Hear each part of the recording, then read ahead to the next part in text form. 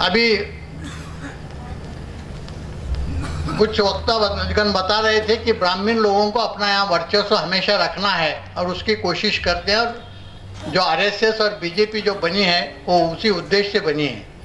ये सच है कि आरएसएस जब बनी तो उनका उद्देश्य था कि ब्राह्मणी व्यवस्था को कायम रखना और हिंदू राष्ट्र के नाम से ब्राह्मण्यवादी राष्ट्र इस देश में लाना, यही उनका उद्देश्य था।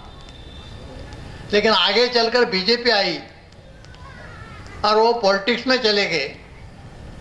फिर जो कट्टर ब्राह्मण्यवादी थे वो सोचने लगे कि अब ये लोग एम्बिशियस बन गए हैं, जो अपना मुख्य उद्देश्य है ब्राह्मण्यवादी राष्ट्र का निर्माण करना, अब ये इनके बस की बात नहीं है। तो इसलिए उन्होंने अभिनव भारत नाम की एक संस्था, एक संगठन शुरू किया। और ये संगठन क्या करता था? ये संगठन इस देश के प्रमुख शहरों में जाके वहाँ के जो कट्टर ब्राह्मण्यवादी थे उनकी मीटिंग्स लेते थे, और वो मीटिंग्स में उनका डिस्कशन होता था कि हमें अगर अपने ओरिजिनल एजेंडा के मुताबिक अगर ब्राह्मण राष्ट्र या हिंदू राष्ट्र यहाँ स्थापित करना है तो हमें क्या करना पड़ेगा। तो इसलिए उन्होंने इस्राइल से डिस्कशन शुरू किया था, इसलिए उन्होंने नेपाल से भी उनका बातचीत चली थी, और नागा में जो बंडखोर थे उनसे भी उनकी बातचीत चली थी, और उनके में ये तय हुआ।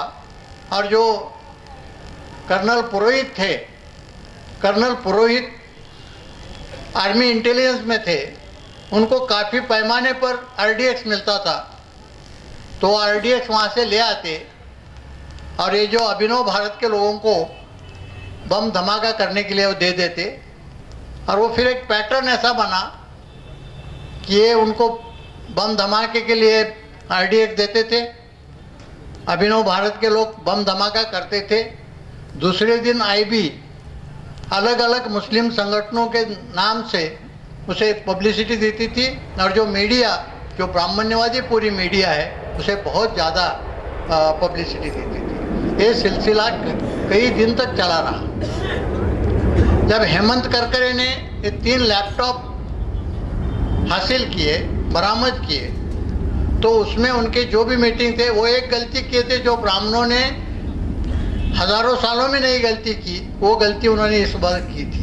वो गलती ये थी कि जो भी उनके मीटिंग होते थे उसके वो वीडियो या ऑडियो रिकॉर्डिंग करके वो रिकॉर्डिंग वो अपने लैपटॉप में रखते थे। तो ऐसे 24 मीटिंग के रिकॉर्डिंग ये 3 लैपटॉप में थे।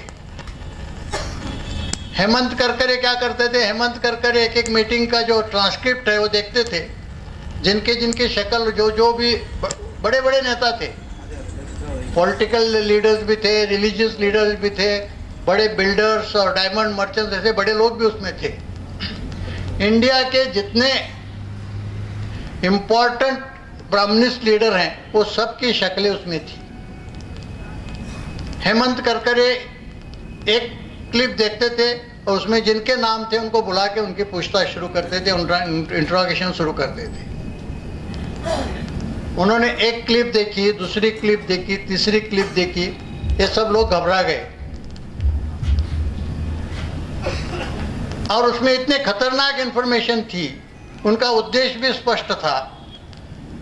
उनका उद्देश्य स्पष्ट था। एक ही मीटिंग का, अगर आप वक्त होगा मुझे वक्त देंगे, तो एक मीटिंग का मैं कुछ बौरा है 3 मीटिंग का उन्होंने ट्रांसक्रिप्ट किया। बाकी मीटिंग का करने के पहले उनको मारा दिया। 24 मीटिंग का उसमें बौरा था। 3 मीटिंग का ट्रांसक्रिप्ट करके वो इंक्वायरी कर रहे थे, तब तक बॉम्बे अटैक हो गया और उनको मारा गया। तो उसमें कि 2008 जनवरी में फरीदाबाद में जो मीटिंग हो गई, तो उसका जो ट्रांसक्रिप्ट था वो उन्होंने मालेगांव जो इन्वेस्टिगेशन हुआ उसके चार्जशीट के साथ जोड़ के रखा था, लेकिन वो चार्जशीट कोर्ट में जाने के पहले ही उनको मारा गया।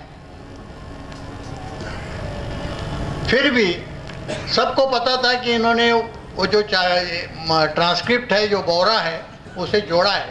तो उनके हत्या के बाद भी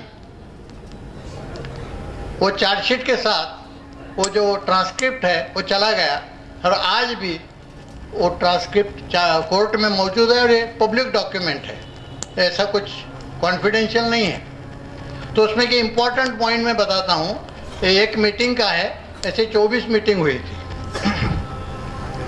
ये मीटिंग कुछ इंग्लिश में और कुछ हिंदी में हुई थी, ज़्यादातर हिंदी में थी, कुछ कुछ अंग्रेजी वर्ड इंग्लिश वर्ड्स वो बोलते थे। तो उनके उद्देश्य क्या थे, उनका पैटर्न क्या था, ये सब बातें उससे पता चलती हैं। पुरोहित, लेफ्टिनेंट कर्नल पुरोहित वो मीटिंग में बोलते हैं अपना उद्देश्य क्या है, विल फाइट द कॉन्स्टिट्यूशन। ये वर्क सर्विंग आर्मी ऑफिसर है पुरोहित, लेफ्टिनेंट कर्नल पुरोहित।